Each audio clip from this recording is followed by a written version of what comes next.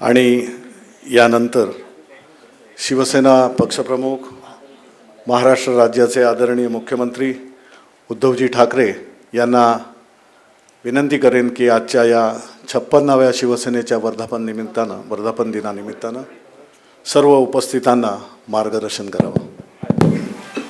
आदरणीय उद्धवजी ठाकरे. उपस्थित सर्व शिवसैनिक बांधवांनो आणि भगिनींनो, उभं राहून बोलू शकतो हे आपल्या बांद्रा कुर्ला कॉम्प्लेक्सच्या सभेत आणि संभाजीनगरच्या सभेत दाखवून दिलेलं आहे. नाहीतर पुन्हा त्याच्यावरनं टिप्पणी यायची की उद्धव ठाकरे बसून बोलले. पहिल्या प्रथम शिवसेनेच्या 56व्या, कारण आता वर्ष मोजण्याचं आपण सोडून दिलेलं आहे, कारण आणखीन अनेक अनेक अनेक वर्षाने शतक शिवसेना राहणार आहे. तर या वर्धापन दिनाच्या शुभेच्छा देतो. मी बाहेर गेलो असताना संजय राऊत यांनी फादर्स डेचा उल्लेख केला आहे. नक्कीच आहे, कारण माझ्या फादरनीच या पक्षाला जन्म दिलेला आहे. आणि मागे सुद्धा मी म्हटलं होतं की आपल्याकडे थोड्या श्रद्धा अंधश्रद्धा असतात. मग तो पितृपक्ष असतो, त्या पितृपक्षाबद्दल बरेच गैरसमज आहेत. म्हटलं मी नाही म्हणत, कारण माझ्या आजोबांनी मला नाही शिकवलं आणि माझा पक्ष पितृपक्षच आहे, पित्याने स्थापन केल्यामुळे. तेव्हा असं काय नसतं, प्रत्येक दिवस हा आपला असतो. 56 वर्षे झाली. 56 वर्षातल्या बऱ्याच काही गोष्टी आजही मनामध्ये ताज्या आहेत. आणि मी जेव्हा पहिल्या प्रथम पक्षप्रमुख पदाची सूत्र हाती घेतली होती शिवसेना भवनमध्ये, म्हणजे तुम्ही माझ्यावरती सोपवलीत, तेव्हा नकळत एक क्षण माझ्या डोळ्यासमोर तरळून गेला. तो म्हणजे 56 वर्षापूर्वीचा शिवसेनेच्या स्थापनेचा तो क्षण. एक शिवाजी पार्कचं आमचं घर, त्याचे मी वर्णन केलं होतं की हल्लीच्या युगात ज्याला आपण 1 BHK म्हणू, त्या 1 BHK मध्ये माझे आजोबा, त्याच्यानंतर आमचं कुटुंब म्हणजे मा साहेब, आम्ही 3 मुलं, काका, त्यांचं कुटुंब, आणखीन एक काका होते. वेळ काळ दिवस काही बघितला नव्हता. तो बाकीचा प्रसंग तुम्हाला सगळ्यांना माहिती आहे. तो काय मी पुन्हा त्याची हे सांगत नाही, कारण तो आपल्या चित्रपटात सुद्धा आलेला आहे. शिवसेनेची स्थापना झाली. आज त्या क्षणाचे साक्षीदार, प्रत्यक्ष साक्षीदार मी आणि एखाद दोन आमच्या कुटुंबियांपैकी कोण असले तर, अन्यथा आणखीन जास्त कोणी लोक तेव्हा नव्हतेच. पण महत्त्वाचा मुद्दा काय, माझं वय जेमतेम 6 वर्षाचं होतं आणि माझ्यासमोर तो शिवसेनेच्या स्थापनेचा नारळ शिवाजी महाराज की जय म्हणून तो फुटला होता. आणि त्या नारळाचं पाणी शिंतोडे माझ्या अंगावरती उडाले होते. एक जोश होता, गंमत होती. पण तेव्हा असं स्वप्नात सुद्धा वाटलं नव्हतं की ते शिंतोडे मला एवढे भिजवून टाकतील. एक फार मोठी जबाबदारी, कारण वय लहान होतं, समोर सगळे जे काही घडत होतं, उत्साहाचं वातावरण तेव्हाही होतं, आत्ताही आहे. पण जबाबदारी काय असते किंवा ही जबाबदारी किती मोठी असणार आहे हे मला काहीच कळलं नव्हतं. आपल्यासारखे सगळे साथी सोबती, जीवाला जीव देणारे सैनिक सवंगडी मिळाले म्हणून हा जो एक प्रश्न निर्माण झाला होता की शिवसेना प्रमुखानंतर शिवसेनेचं काय, त्याला आपण नुसतंच नाही तर कणखरपणाने उत्तर देत आलेलो आहोत आणि याच्या पुढे सुद्धा आपण देऊ. या 56 वर्षाच्या वाटचालीमध्ये अनेक ज्ञात अज्ञात शिवसैनिक ज्यांनी अक्षरशः रक्ताचं पाणी केलं, घाम गाळला, वार अंगावरती झेलले, काही आपल्यात आहेत, अनेक जण आपल्यातून निघून गेले, त्या सगळ्यांना विनम्र मी अभिवादन करतो. कारण त्यावेळेला त्यांनी ते जर का केलं नसतं तर आजचं आपलं हे वैभव आपण पाहू शकलो नसतो. आणि एका गोष्टीचं मला समाधान आहे, अभिमान आहे, नक्कीच आहे की ती जी मी पिढी म्हणतो त्या पिढीतले माझ्या समोरही काही बसलेत, पण विशेषतः माझ्या 2 आजूबाजूला बसलेत. एका बाजूला सुभाष देसाई आहेत, एका बाजूला दिवाकर रावते आहेत, बाकी सगळे आहेतच. पण हे पहिल्या फळीतले हे शिवसेना प्रमुखांचे साथी. मी नेते नंतर म्हणेन, नेते वगैरे हे नंतरच्या गोष्टी आहेत, पण पहिल्या प्रथम समोर काही नसताना, म्हणजे आज मी मुख्यमंत्री म्हणून तुमच्या समोर बसलेलो आहे, तुमचा पक्षप्रमुख म्हणून तुमच्या समोर बसलेलो आहे, तेव्हा ही स्वप्नात सुद्धा ही स्वप्न पडणं शक्य नव्हतं. एक सारी गोष्ट आहे, शिवसेनेचा पहिला महापौर निवडून येणं 71 साली हेच फार मोठं आपल्यासाठी वैभव होतं. आणि त्याच्यानंतर सलग गेले 25 वर्ष आणि त्याच्या आता ह्याच्या पुढची वर्ष ही शिवसेना मुंबईवरती मुंबईकरांच्या आशीर्वादाने राज्य करत आलेली आहे. पण तेव्हा नगरसेवक निवडून येणं हे फार मोठं एक स्वप्न होतं. आज तर मुख्यमंत्री आपले आहेत, आमदार आपले आहेत, मंत्रिपद आपल्याकडे आहेत. आणि अशा वेळेला हे दोन्ही शिवसेना प्रमुखांचे साथी सोबती, ज्यांनी शिवसेना प्रमुखांना प्रत्येक पावलावरती साथ दिली, यावेळेला हो जबाबदारी माझी आहे. मी आपण नाही म्हणत, कारण पक्षप्रमुख म्हटल्यानंतर तुमच्या सगळ्यांची जबाबदारी माझी आहे. मी त्यांना विधान परिषदेची उमेदवारी नाही दिली, पण तरी सुद्धा कुठेही धुसफूस रुसवे फुगवे न दाखवता दोघेही त्याच उमेदीने त्याच जिद्दीने जणू काही आज हे शिवसेनेच्या प्रवेशासाठी आलेत अशा उत्साहाने आपल्या स्टेजवरती आहेत. याला म्हणतात शिवसैनिक. स्वतःसाठी स्वप्न बघणं हे सगळ्यांसाठी असतं, पण दुसऱ्यासाठी स्वप्न बघणं आणि ते स्वप्न साकारण्यासाठीच झटणं याला म्हणतात शिवसैनिक. तो शिवसैनिक आजही या दोघांमध्ये जिवंत आहे. मी एक थोडक्यामध्ये वेगळं काय आणखीन सांगण्याची ओळख नाही. खास करून विदर्भ मराठवाड्यातल्या लोकांना दिवाकर रावतेजींची ओळख करून देण्याची गरज नाही आणि देसाई साहेबांची पण नाही. शिवसेना प्रमुखांनी त्यांना ज्या ज्या वेळेला जी जी जबाबदारी सांगितली, मागे पुढे न पाहता त्यांनी त्याच्यात उडी मारली. आणि ती नुसतीच उडी नाही मारली तर यशस्वी करून दाखवली, जबाबदारी यशस्वी करून दाखवली. मग तो आणीबाणीचा काळ असेल, ज्या वेळेला मार्मिकला प्रिंटिंगला बंदी होती, म्हणजे प्रेसला टाळं होतं. हाही प्रसंग तुम्हाला माहिती आहे. कोणी मार्मिक छापायला तयार नव्हतं, तर तो छापून घेणं आणि बाजारात नेणं, अक्षरशः हातगाडीवरती मार्मिक ठेवून बुक स्टॉल पर्यंत नेऊन देण्याचं काम तेव्हा दिवाकर रावतेजींनी केलेलं आहे. आणि त्याच्यानंतर सुभाष देसाई, हाही एक किस्सा किंवा आठवण मी सगळ्यांना सांगितलेली आहे. तेव्हा एक तो 85 नंतरचा काळ, मार्मिक लवकरच दैनिकाच्या स्वरूपात आपल्या भेटीला येणार असं आपण एकदा दोनदा तीनदा शिवसेना प्रमुख दरवर्षी मार्मिकचा वर्धापन दिन असला की सांगायचे. आणि मी एक दिवस म्हटलं, तेव्हा मी काही शिवसेनेत सक्रिय वगैरे नव्हतो, पण मी बघितलं की अरे आज हे बोलतात आणि उद्या दुसऱ्या दिवशी दौऱ्यावर चालले, पुन्हा आले का पुन्हा थोड्या वेळा दिवसांनी दौऱ्यावर चालले, मग दैनिक होणार कसं. मग मी एक दिवस साहेबांना म्हटलं की दैनिकाची जबाबदारी मी घेऊ का. मला म्हणे तू करशील. म्हटलं करेन ना. ठीक आहे बघ. म्हटलं नाही, पण एक आहे, मला तुमच्या टीम मधला तुमचा एक माणूस लागेल. मला म्हणाले कोण. म्हटलं सुभाष देसाई. एका क्षणाचाही उसंत न लावता बाळासाहेबांनी बाजूला, तेव्हा मोबाईल वगैरे नव्हता, फोन लावला आणि देसाई साहेबांनी सांगितलं, आता ते त्यांचं वाक्य म्हणून मी आरेतुरे बोलतोय. साहेब म्हणाले सुभाष तुला उद्यापासून उद्धव बरोबर काम करायचं आहे आपल्या दैनिकासाठी. आणि देसाई साहेब त्या क्षणापासून जे माझ्यासोबत जे या दैनिकाच्या निमित्ताने जोडले गेले, हे आज देखील आपल्या समोर आहेत. आणि परत या दोघांचं मोठेपण असं, म्हणजे आज काय त्यांचा कौतुक सोहळा नाही, पण शिवसेनेचा वर्धापन दिन असल्यामुळे मी शिवसैनिकाचं महत्व सांगतोय की हे वयाने माझ्यावर मोठे आहेत, पण शिवसेना प्रमुखांनंतर आपला नेता मानून, मला मानून मी जे बोलेन तो आदेश समजून आज सुद्धा काम करतात. हे त्यांचं मोठेपण आहे. म्हणून मी या दोघांना मनपूर्वक धन्यवाद देतोय. आणि असं समजू नका की तुम्ही निवृत्त झालेला आहात. निवृत्त तर तुम्हाला होऊच देणार नाही, ते तर शक्यच नाहीये. उलट मला शिवसेनेच्या कामासाठी तुम्ही मला पुन्हा सक्रिय पाहिजे आहात, प्रत्यक्ष शिवसेनेसाठी. तर अशी ही आपली शिवसेना आज 56 वर्ष पूर्ण करते आहे. नव्या दमाचे, सळसळत्या रक्ताचे सैनिक रोज येत आहेत. उद्याची निवडणूक आहेच. या निवडणुकीमध्ये मला पुन्हा काही तुम्हाला आपल्या आमदारांना मार्गदर्शन करण्याची आवश्यकता नाही. पण आजचं हे जे चित्र आहे, आज आमदारांना आपण या हॉटेलमध्ये सगळ्यांना एक नाही म्हटलं तर निवडणूक म्हटल्यानंतर बडदास्त ठेवावी लागते, तशी ठेवले. याला लोकशाही म्हणतात. यालाच लोकशाही म्हणतात की आपलेच आमदार हे आपल्याला, आपलेच आपले नगरसेवक असतील, आमदार असतील, खासदार असतील, यांना एकत्र ठेवणं ही आजची लोकशाही आहे.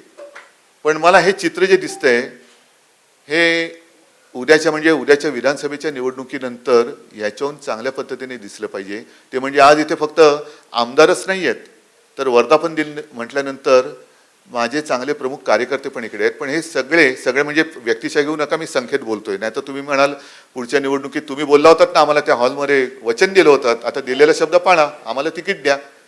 तसं नाही, तर संख्येच्या यांनी आपले स्वतःचे आमदार हे असे दिसले पाहिजेत, एवढे दिसले पाहिजेत. आज तर आपल्यासोबत आपले 56 एक बिचारा आपला रमेश गेला, एक कट्टर कार्यकर्ता. हे असं जे काही नुकसान होतं ना, हे नुकसान भरून येण्यासारखं नसतं परत. म्हणजे अशा वेळेला एक लक्षात येतं, असं म्हटलं जातं की आता संजय तुम्ही त्या अग्निपथचा उल्लेख केला, पण असं म्हटलं जातं की एक चांगला पायलट त्याचं ट्रेनिंग म्हणजे एक वेळ लढाऊ विमान जर का पडू नयेच, पण पडलं तर ते नुकसान भरून निघतं कारण त्याची फॅक्टरी असते. पण चांगला पायलट जर का गेला तर ते नुकसान अधिक मोठं असतं. तसा असा एखादा चांगला कार्यकर्ता जर का गेला तर तेव्हा होणारा एक फटका असतो, बसणारा फटका हा एक खूप मोठा फटका असतो. आज मुद्दामून थोडंसं एक वेगळ्या पद्धतीने हा वर्धापन दिन म्हटलं साजरा करूया. कारण आमदार, मंत्री आणि मी स्वतः मुख्यमंत्री म्हणजे आणखीन पक्षाचं यश ते काय पाहिजे तुम्हाला. वरती आपले 22-23 खासदार आहेत, वरती म्हणजे हॉटेलमध्ये नाही, लोकसभा आणि राज्यसभेमध्ये तर खासदार आहेत. त्याच्यातही उद्याच्या निवडणुकीत आणखीन वाढ होणार आहे. आणखीन काय पाहिजे, तर मग मी म्हटलं एक वेगळ्या पद्धतीने करू. एक तर 2 सभा आपल्या दणदणीत झालेल्या आहेत. जे काय बोलायचं होतं ते बरंचसं बोललेलं आहे, अजूनही बोलण्यासारखं बरंच आहे, पण सगळं आता काय बोलणार नाही कारण मला कल्पना आहे वेळ झालेली आहे आणि सगळ्यांना भुका नाही तरी लागलेले आहेत. तर बोलण्यासारखं खूप आहे, पण मग तुमच्या समवेत हा एक दिवस साजरा करावा. आणि साहजिकच आहे, नाहीतरी आपण असं ठरवलं होतं की मोठी सभा घेऊ नये कारण 19 जून म्हटल्यानंतर पाऊस हा असतोच, तसा पाऊस आता पडायला लागलेलाच आहे. तर नुसतं पावसात भिजण्यापेक्षा आपण आपल्या विचाराने भिजवावं किंवा विचाराने भिजावं. आज आपण जे काही इकडे जमलेलो आहोत, उद्याची निवडणूक आहे, मला त्या निवडणुकीची चिंता नाहीये, अजिबात नाहीये.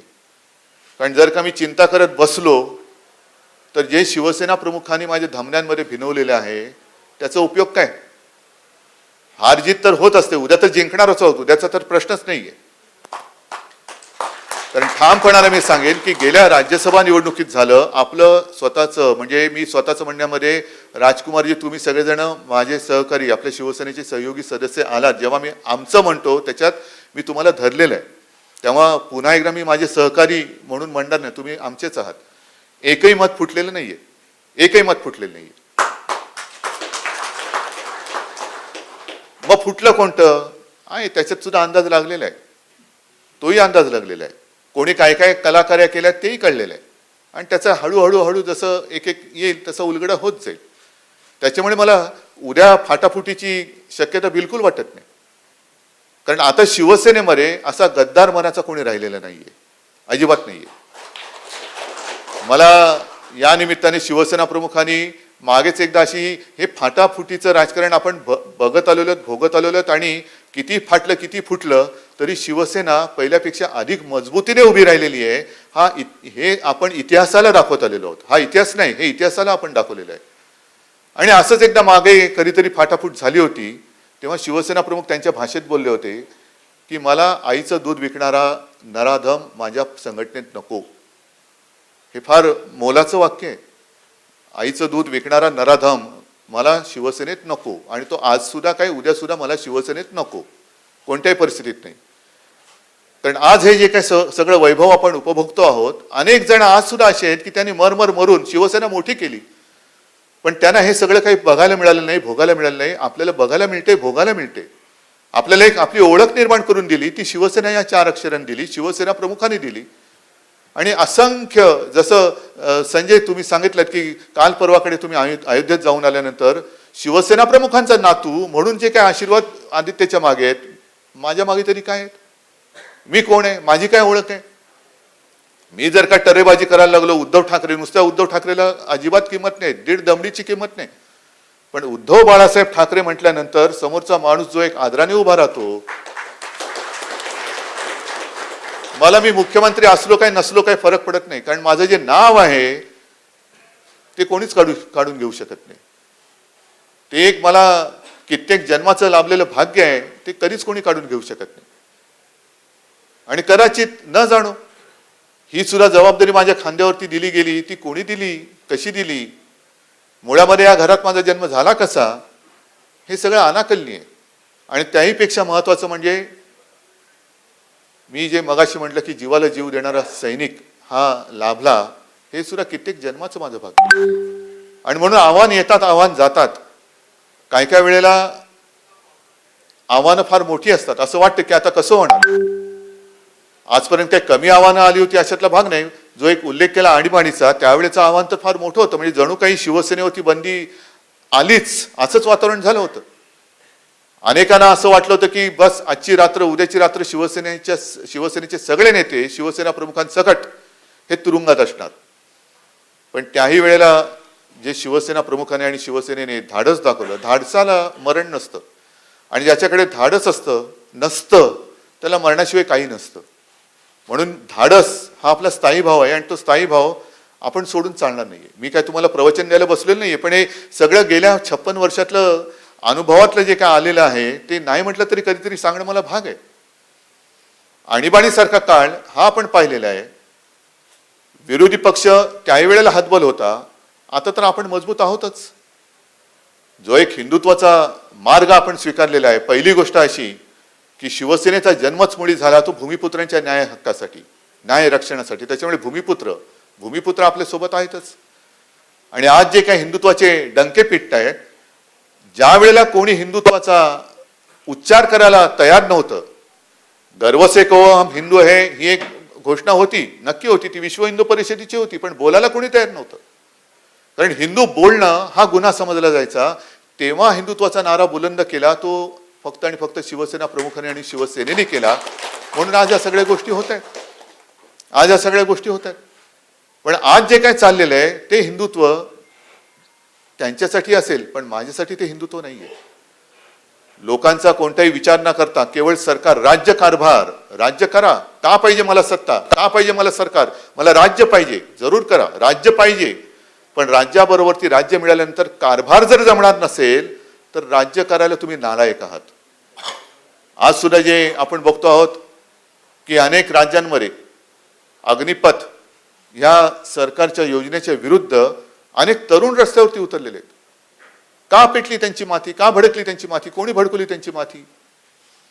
म्हणून मी इथल्या आपल्या सभेमध्ये जे बोललो होतो की हृदयात राम आणि हाताला काम, आज तेच चित्र देशामध्ये दिसतंय. तेच चित्र दिसतंय की हृदयात राम आहेच. तो प्रत्येकाला काय आपल्या हनुमानासारखा दाखवता येणं शक्य नाही की बघ माझ्या हृदयामध्ये राम लक्ष्मण सीता आहे. काय त्याची आवश्यकता नाही आणि आपण तसं करूही शकत नाहीये.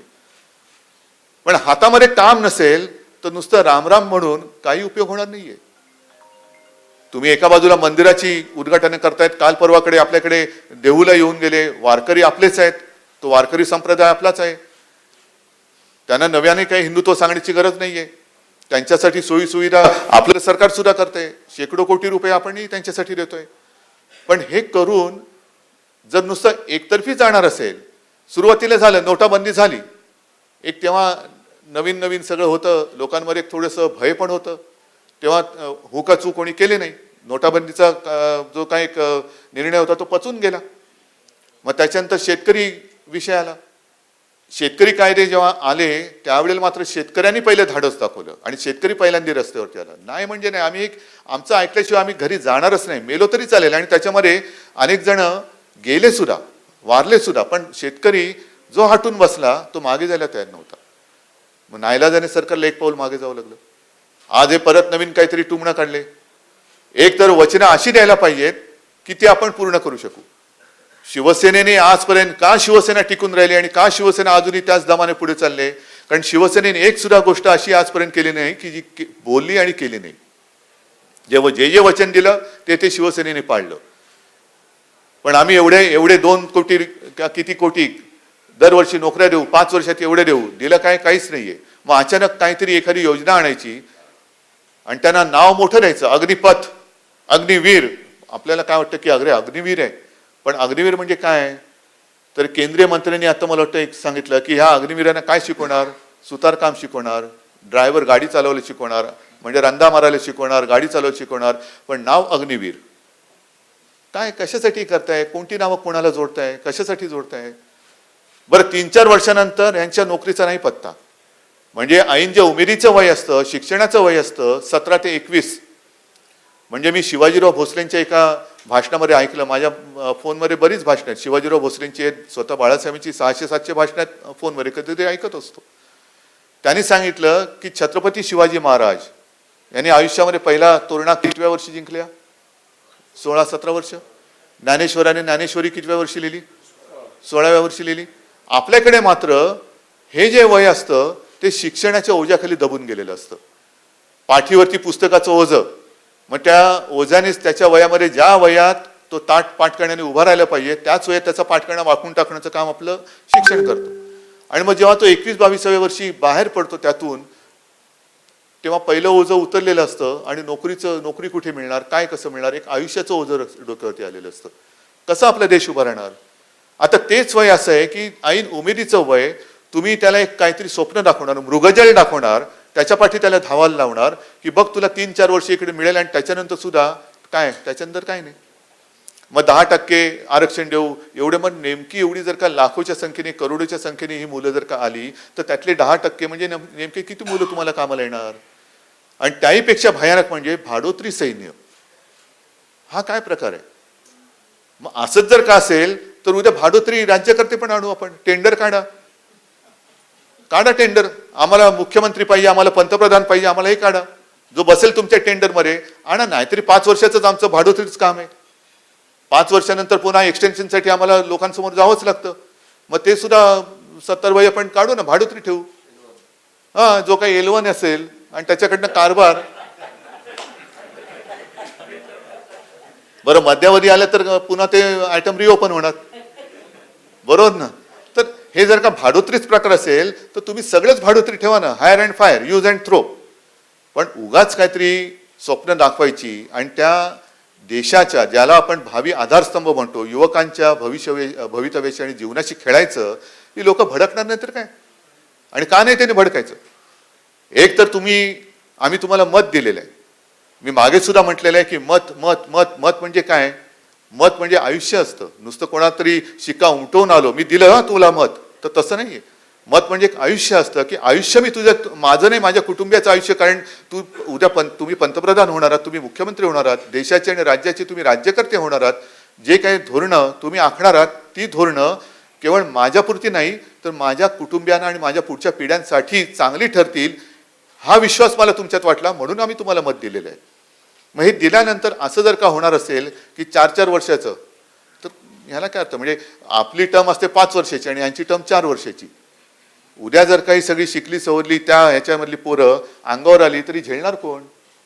झेलणार कोण आहे ना? आणि हा जो काय सगळा कारभार चाललेला आहे, हे सगळं मी तुमच्यासमोर का सांगतोय?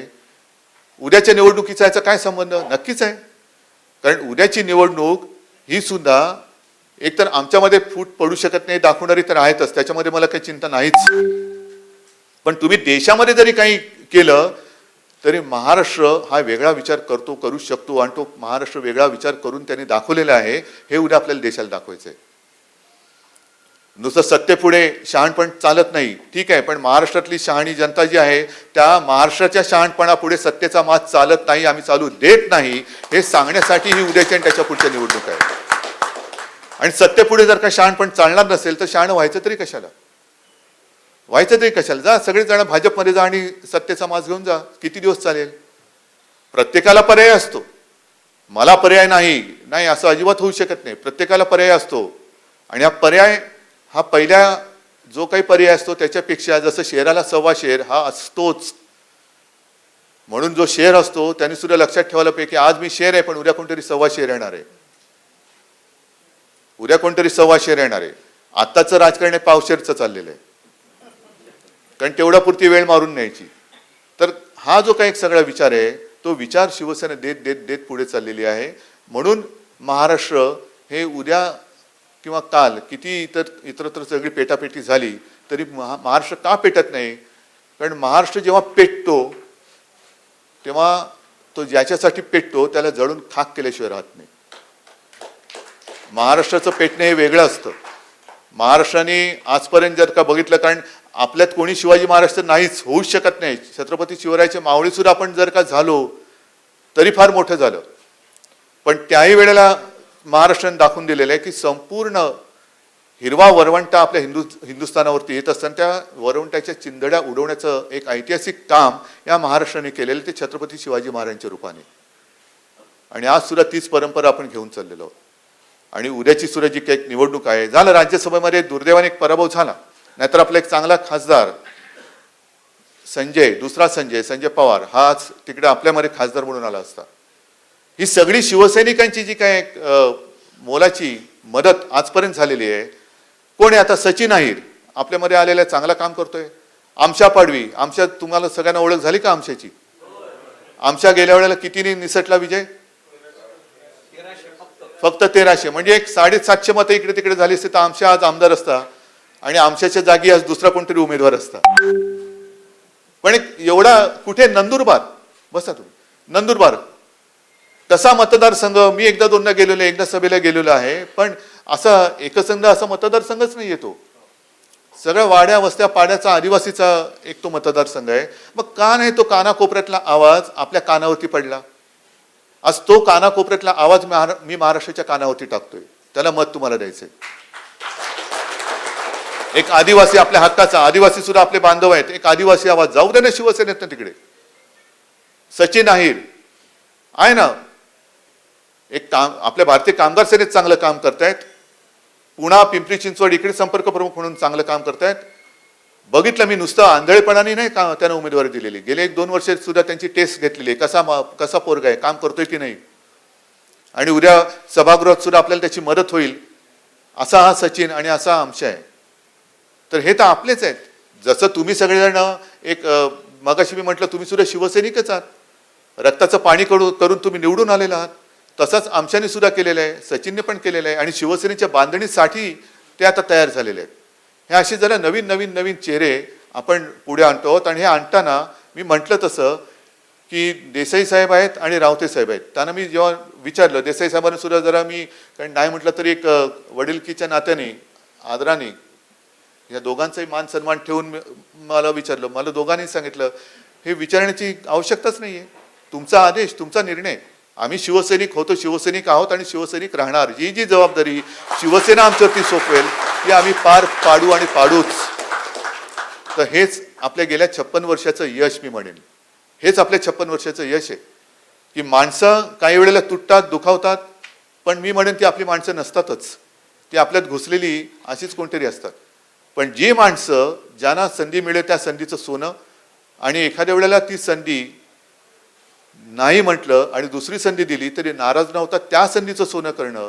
म्हणूनच शिवसेनेने 56 वर्ष ही सोन्यासारखी 56 वर्ष ही पार पडलेली आहेत. मी पुढील वाटचालीसाठी सुद्धा म्हणजे 56 संजय म्हणाला तसं अब तक 56, पुढचे आणखीन 156, त्याच्या पुढची 256, हे 56चा पाढा म्हणत शिवसेना पुढे जाणार आहे. त्या भावी वाटचालीसाठी सगळ्यांना शुभेच्छा देतो.